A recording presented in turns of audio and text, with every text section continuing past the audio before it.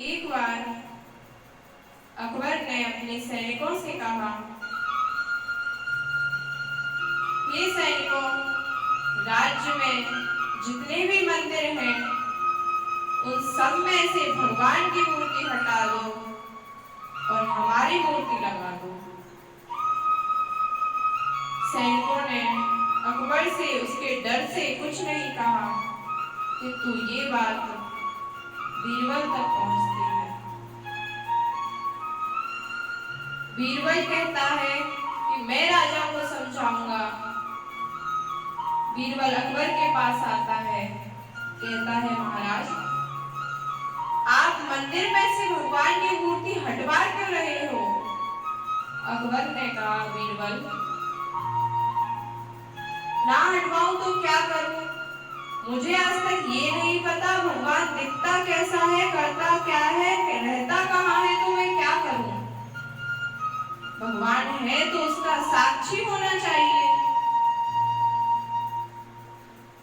तो अकबर ने कहा, यदि तुम मेरे 3 प्रश्नों का जवाब दे दोगे कि भगवान रहता कहाँ है, दूसरा वो दिखता कैसा है, उसका आकार क्या है, और तीसरा कि वो करता क्या है। प्रश्न बीरबल ने सुनकर बहुत ज्यादा डर गया कि इन 3 प्रश्नों का जवाब मैं दूंगा कैसे। बहुत चिंतित हो उठा। वो चिंतित हो अपने घर पर आया और आज घर पर वो बहुत उदास मन से आया था। बीरबल की एक छोटी सी बेटी भी थी। उसने अपने पिताजी को ऐसे उदास देखा तो पूछने लगी, पिताजी, आज आपको हुआ क्या है? आप रोज आते थे, मुझे खिलाते थे, मुझसे पूछते थे, और आज आते ही आप सो गए, ना मुझसे पूछा, ना भोजन किया, बात क्या है? वो बहुत बात बीरबल से पूछने लगी। बीरबल को थोड़ा क्रोध आ गया। उसने क्रोध में कह दिया, कुछ नहीं हुआ, तुम यहाँ से जाओ और मुझे अकेला छोड़ दो। उसकी बेटी ने कहा, नहीं, जब तक आप मुझे नहीं बताओगे मैं कहीं नहीं जाऊंगी। तो बीरबल ने कहा, बेटा, तुम अभी बहुत छोटी हो, तुम्हें बताने लायक बात ही नहीं है। तो उसकी बेटी जिद पर अड़ गई, पिताजी बताइए तो सही, क्या बात है? तो बीरबल ने बताया, बेटा, आज अकबर ने मुझसे 3 प्रश्न किए हैं। बेटी ने कहा, क्या प्रश्न किए हैं? बोला, पहले प्रश्न तो मुझसे ये कहा है कि भगवान रहता कहाँ है, दूसरा ये पूछा है कि उसका आकार क्या है, और तीसरा ये पूछा है कि वो करता क्या है। बीरबल की बेटी ने कहा, पिताजी, बस इतने छोटे से 3 प्रश्न, और आप इन 3 प्रश्नों को लेकर इतना चिंतित और इतना व्यथित हो रहे थे। अरे, आपको तो इनके जवाब देने की जरूरत ही नहीं है, इसके लिए तो आपकी छोटी सी बेटी ही काफी है। बीरबल ने कहा, बेटा, इतनी देर से मैं सोच में डूबा हूं कि मैं इन प्रश्नों के जवाब दूंगा कैसे, और तुम बोल रही हो मैं काफी हूं। तो बेटी ने कहा, पिताजी, मुझ पर विश्वास है या नहीं? बीरबल ने कहा, ठीक है। बेटी ने कहा, पिताजी, बस इतना करना कि कल मुझे आप राज्यसभा में ले चलना, वहां मैं खुद इन 3 प्रश्नों के जवाब राजा को दूंगी। बीरबल ने कहा, ठीक है। अगले दिन बीरबल और साथ में उसकी बेटी आती है राजा के पास। अकबर ने कहा, क्या हुआ बीरबल, तुम्हें जवाब मिल गए क्या?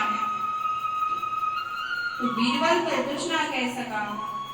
उसकी बेटी ने कहा, महाराज, जवाब पिताजी नहीं मैं दूंगी, आप मुझसे प्रश्न कीजिए। आपके 3 प्रश्न थे ना, उनमें से पहला प्रश्न क्या था कि भगवान दिखता कैसा है, भगवान का आकार क्या है? तो कहा कि राजा, क्या मुझे कटोरे में दूध मिलेगा?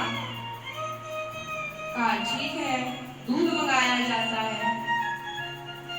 अब जो उसकी बीरबल की बेटी थी वो उस कटोरे के दूध में अपनी उंगली डालकर उसे घुमाने लगी।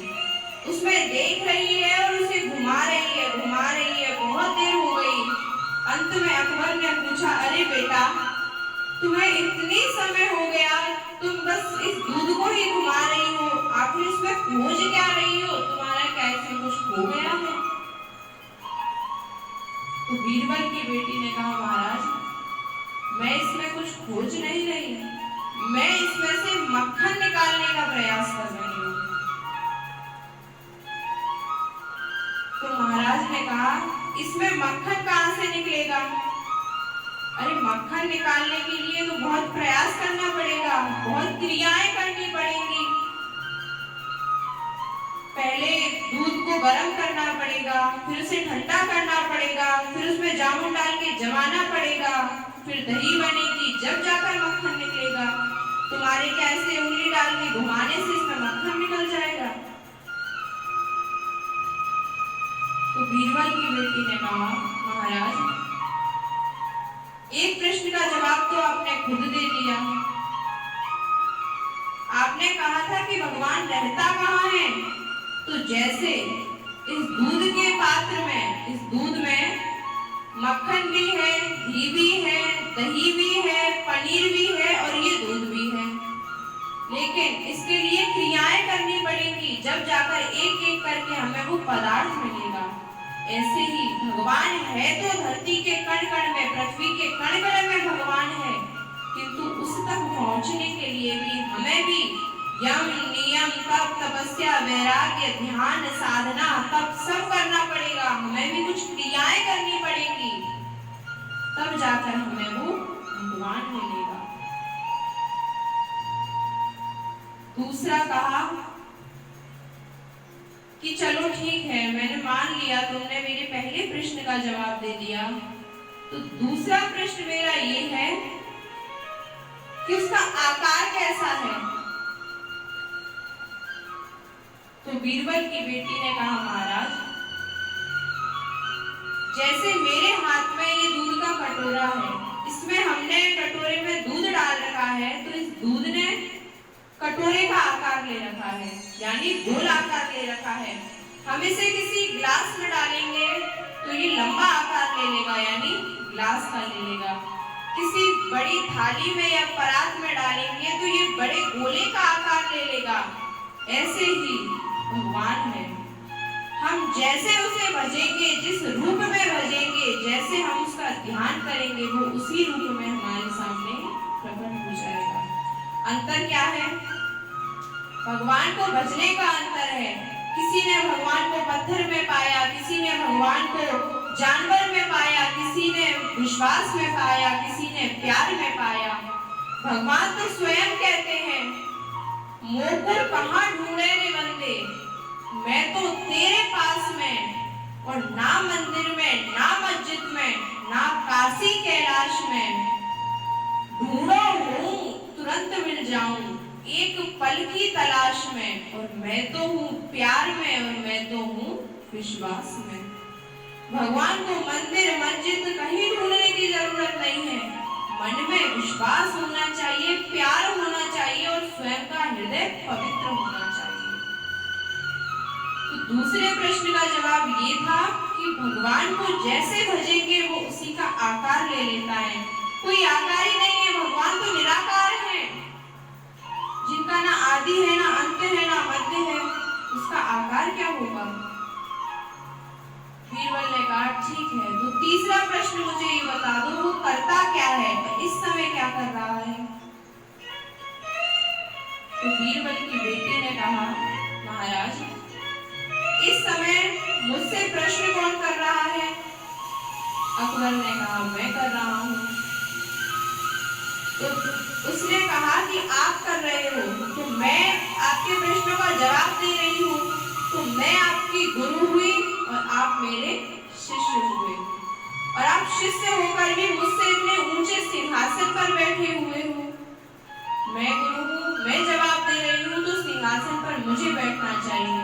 तो महाराज, यदि आपको अपने तीसरे प्रश्न का उत्तर चाहिए तो आप नीचे आइए और मुझे सिंहासन पर, इसीलिए आप मुझे अपना आसन प्रदान कीजिए। अकबर आकर नीचे खड़े हो गए। अकबर ने कहा, बता दीजिए तुम्हारे तीसरे प्रश्न का उत्तर। तो बीरबल की बेटी ने कहा कि महाराज, भगवान यही कर रहा है, आपके प्रश्न का जवाब आपके सामने है। देखिए, आप राजा हैं और हम आपके प्रजा हैं, लेकिन भगवान का चमत्कार देखिए कि आप राजा होकर भी नीचे खड़े हैं और हम प्रजा होकर भी आपके सिंहासन पर बैठे हैं। तो भगवान का कुछ नहीं कह सकते कि वो कब क्या किससे कब करा दे, कुछ पता नहीं है। इस प्रकार बीरबल की बेटी ने उसके तीनों प्रश्नों का जवाब दिया और अकबर मान गया कि हाँ, अब मंदिरों में से भगवान की मूर्ति नहीं हटाएंगे।